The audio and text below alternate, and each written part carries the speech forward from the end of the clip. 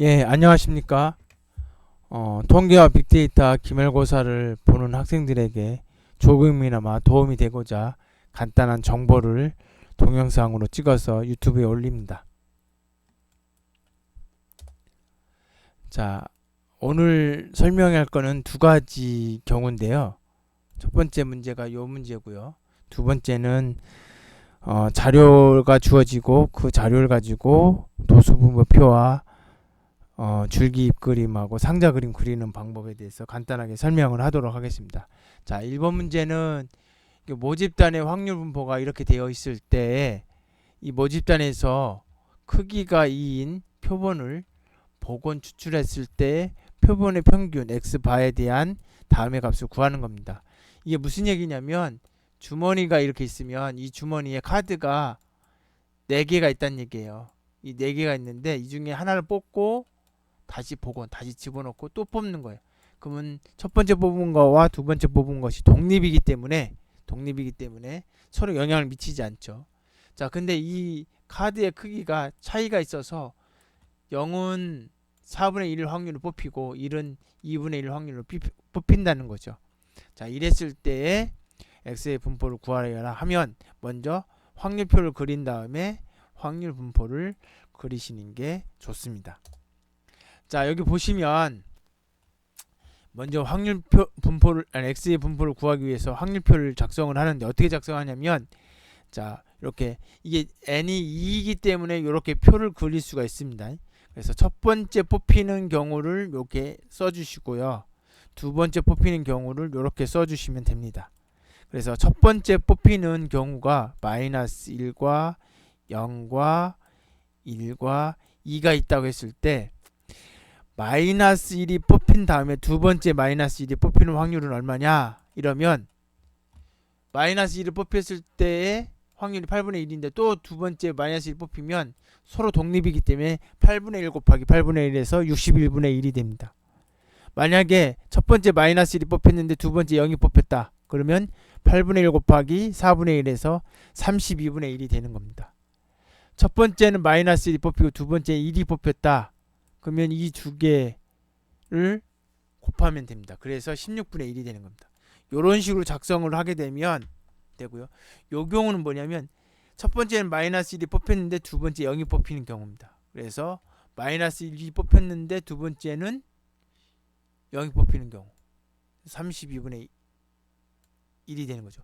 잘 보시면 요 대각선을 그려서 보시면 서로 대칭인 걸 알 수 있습니다. 그 이유는 1이 뽑힌 다음에 0이 뽑히나 0이 뽑힌 다음에 1이 뽑히나 똑같기 때문에 그렇습니다. 자, 이렇게 확률표를 작성하고 나서는 어떻게 하면 되냐면 확률 분포를 계산하시면 되는데 자, x바가 나올 수 있는 경우의 수를 생각을 해보자고요. x바는 뭐냐면 x바는 표본 평균이기 때문에 결국은 뭐예요? 첫 번째 뽑힌 경우를 x1이라고 하고 두 번째 뽑힌 경우를 x2라고 했을 때 이 두 개의 평균입니다. 자, 그래서 마이너스 1이 뽑히고 두 번째 또 마이너스 1이 뽑히면 그의 평균은 마이너스 1이 되기 때문에 그 경우는 64분의 1이 되는 거죠. 요거는 뭐냐면 첫 번째는 0이 뽑히고 두 번째 마이너스 1이 뽑히거나 또는 첫 번째 마이너스 1이 뽑히고 두 번째 0이 뽑히는 경우죠. 그런 경우는 16분의 1이에요. 왜냐하면 32분의 1 더하기 32분의 1 그래서 16분의 1입니다. 0이 되는 경우는 세 가지 경우죠. 마이너스 1과 1이 되는 경우, 0과 0이 되는 경우, 1과 마이너스 1이 되는 경우. 즉, 요 경우와 요 경우와 요 경우입니다. 그래서 16분의 3이 되는 거죠.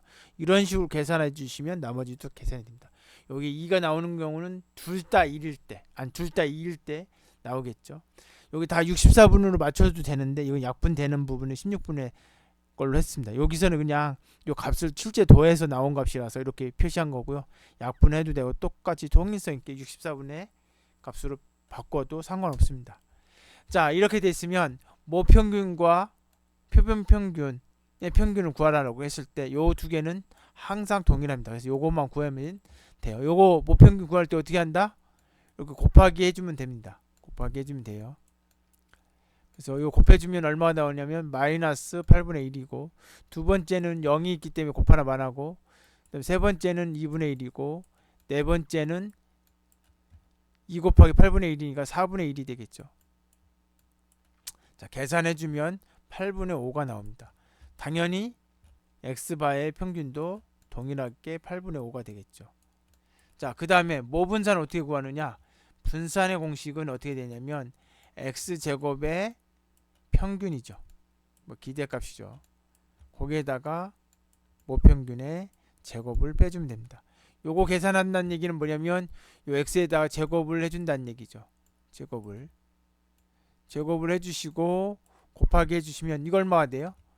마이너스 1 제곱해주면 1이니까 결국 8분의 1 더하기 0은 계산 하나만 하고 2분의 1이고, 두 번째는 마지막은 뭐냐면 요 2의 제곱이기 때문에 4예요. 그래서 8분의 1하고 곱하면 2분의 1이 됩니다.